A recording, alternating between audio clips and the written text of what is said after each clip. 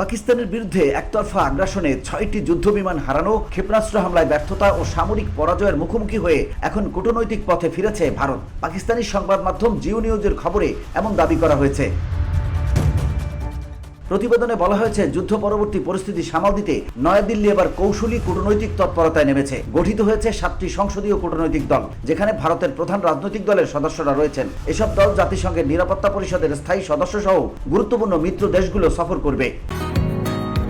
বসুন্ধরা, উত্তরা, বনশ্রী, কুড়িল ও বাড্ডা সহ রাজধানীর বিভিন্ন স্থানে অভিজাত ও অত্যাধুনিক মানের ফ্ল্যাট কেনার এক নির্ভরযোগ্য প্রতিষ্ঠান প্লেজেন্ট প্রপার্টিজ লিমিটেড।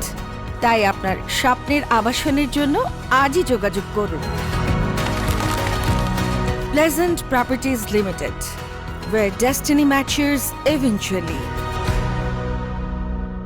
এই কূটনৈতিক সফরের মূল উদ্দেশ্য হবে অপারেশন সিঁদুর ঘিরে ভারতের অবস্থান তুলে ধরা। বিদেশি সরকার, গবেষণা প্রতিষ্ঠান ও আন্তর্জাতিক গণমাধ্যমের কাছে নিজেদের দৃষ্টিভঙ্গি উপস্থাপন করবে এ দলগুলো। সফর শুরু হতে পারে চলতি মাসের শেষ দিকে। এর পাশাপাশি প্রায় 70টি দেশের প্রতিরক্ষা সংশ্লিষ্টদের ব্রিফ করার সিদ্ধান্ত নিয়েছে ভারত। জিও নিউজের খবরে বলা হয়েছে, ব্রিফে ভারত অপারেশন সিঁদুরের সময় যেসব ব্যক্তি ও স্থাপনাকে লক্ষ্যবস্তু করা হয়েছিল তাদেরকে জঙ্গি সংশ্লিষ্ট হিসেবে উপস্থাপন করার চেষ্টা করবে। VOD Bangla news desk.